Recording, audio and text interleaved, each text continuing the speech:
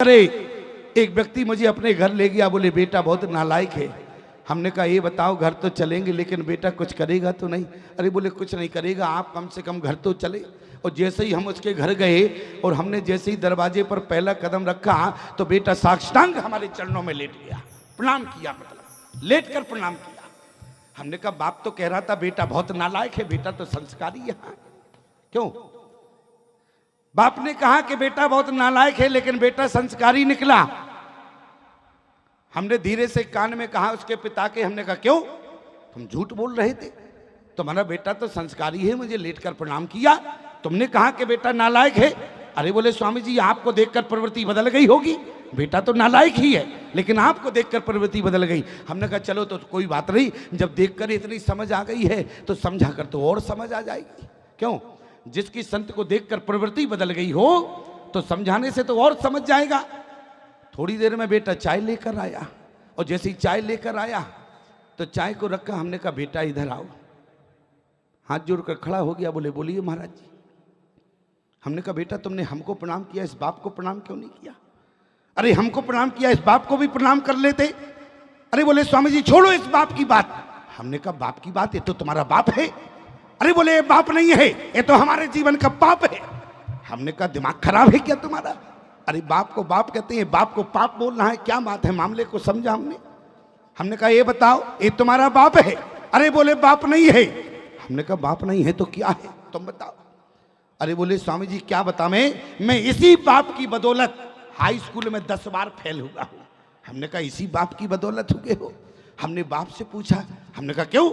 तुम्हारा बेटा तुम्हारी बदौलत 10 बार हाई स्कूल में फेल हुआ। अरे बोले स्वामी जी हमारी बदौलत क्यों? पढ़ा लिखा नहीं था, पढ़ता लिखता नहीं था, दिन भर पढ़ा रहता था, इसलिए हाई स्कूल में 10 बार फेल हो गया। हमने कहा क्यों बेटे तुम पढ़ते लिखते नहीं थे, इस बार इसलिए फेल हुए हो? अरे बोले स्वामी जी वो बात नहीं है।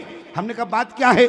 बोले जिस समय हमारा हाई स्कूल का पेपर होता था तो गांव भर के बाप अपने बेटों को नकल देने जाते थे और हमारा बाप घर में ही बैठा रहता था। अब बताओ दोष किस पे लगा रहा? बाप पे। हम समझ गए ये बेटा नहीं है तो इनके जीवन का चपेटा है। अच्छा बेटा होता तो ऐसी बात करता क्या? क्यों?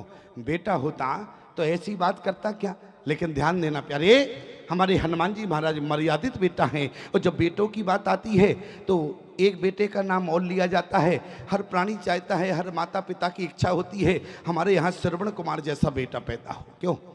हर प्राणी चाहता है, हर माता पिता की इच्छा होती है हमारे यहाँ श्रवण कुमार जैसा बेटा हो। तो एक जगह हम कथा कह रहे थे, हमने कहा क्यों गांव में कोई श्रवण कुमार जैसा बेटा है?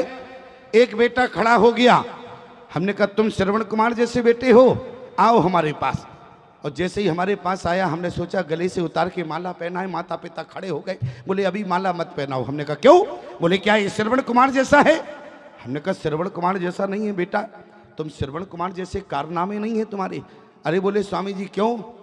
बोले तो हम आपको अगली बार आप हमारे गांव में आना तो हम आपको श्रवण कुमार बनकर दिखाएंगे। हमने कहा कोई बात नहीं बेटा, अच्छी बात है, अगली बार आएंगे तुम श्रवण कुमार बन के दिखाना, अगली बार आएंगे तब माला पहना देंगे।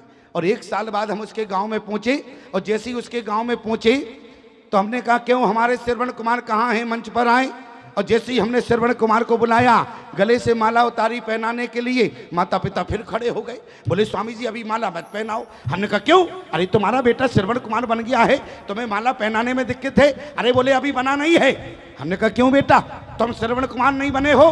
अरे बोले स्वामी जी क्या करें, हम तो बनना चाहते हैं, पहले माता पिता अंधे तो हो गए।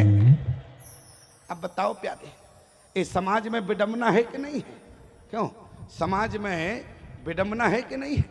अगर ऐसे बेटा हो तो समाज में पिता का कल्याण होगा क्या?